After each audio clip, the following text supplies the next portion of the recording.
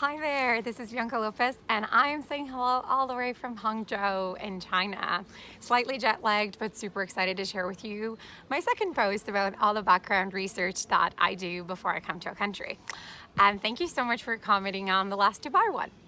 So this time a little less intimate. It's not my hotel room, it's Hangzhou's prominent university, which is apparently under the top 3 most leading universities in the country. Hangzhou has caught me by surprise. It's this most romantic, cute city, but in the heart of the digital transformation that China is undergoing. So let's talk about that. So every time I look into a country, I look at what is the identity infrastructure and what is the role of the government and technology companies, as those tend to be the nerds that I'm fascinated about. So everybody talks about a over-surveillance state, and you'll see on my post some more information about that. But to tell you the short, cold notes version of it, the Chinese government has actually allowed big tech to pave the way. So when you think about China, think about that. So Baidu, Alibaba, and Tencent are the 3 largest tech giants controlling most of China's technology infrastructure.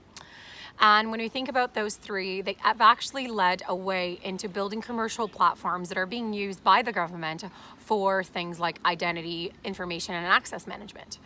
And believing in a state of over-surveillance has these 3 companies building some pretty interesting tech. So let's talk about that. So between the 3 and some large, massive unicorns, China is leading its way on calling themselves the leading AI by 2030.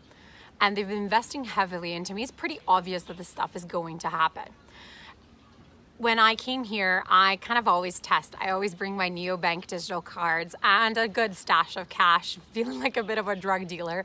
I carry around both.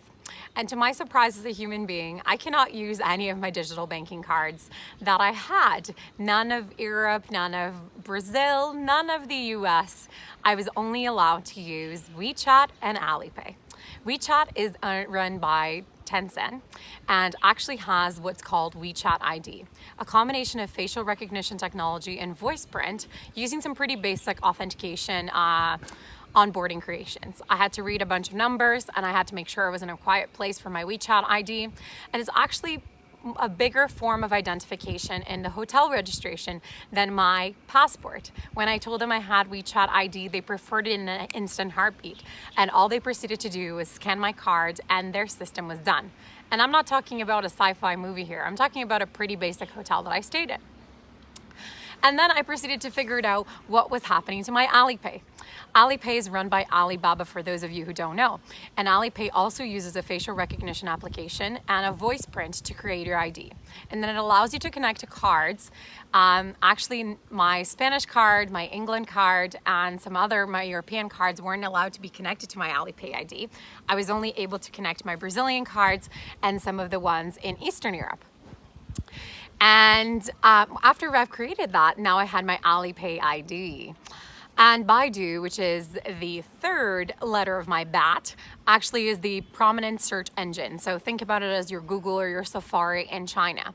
It's the only one that actually allows me to surf anything. And it's using facial recognition alongside with airport security and boarding passes. I wasn't able to experience that because I don't have a Chinese government ID and wasn't able to register because half of the onboarding registration was in Chinese and my Chinese isn't that great. I'm actually learning a few words, but it takes time. But let's talk about back to identity.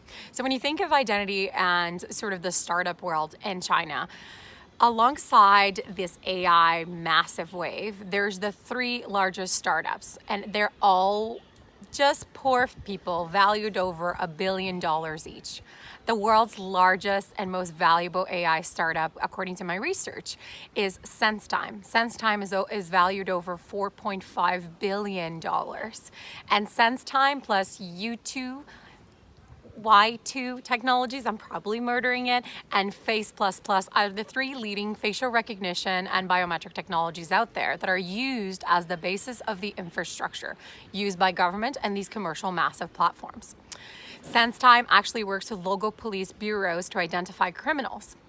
Y2 technology is actually used for facial recognition, and it was responsible for catching a lot of criminals after the Shanghai Metro accident. And FaceTime++ is used in trains and railway stations. And when you think about that, it gets you going on the digital credit score that the government has allowed to measure and track people. So being surveilled all the time is actually pretty commonplace here in China. And when talking to some of the Chinese locals, it got me thinking, and it gave me a different level of perspective. They look at it as saying, if I trust the government and the government has my best interest at heart, and I'm a good person, why should I care about me being surveilled? There's nothing that I have to hide, and they're there to protect me and to keep the bad guys out. So I'll leave you that for thinking, because I'm still puzzling and wrapping my brain around it, coming from a Western society where the sense of consent is an overused word, and all these big companies tell us to trust them. And I won't get started on my whole idea of how much I trust my social channels, but hey, I like using them and they give me value. So is this whole idea of identity a trade-off between how much of me am I giving for how much am I getting? I don't know, because it kind of scares me, the idea that the government could deduct points that could enable me or avoid me from actually being able to have the right to speak, the right to move, the right to do anything. Actually, it can go as far as you not existing. I talked to somebody here that told me that because their credit score had been so bad, that they had been taking points for their bad behavior. And the bad behavior was according to the conduct of the Communist Government Party. So if you had an opposing view, does that mean you don't have the right to have a credit score? Here it does.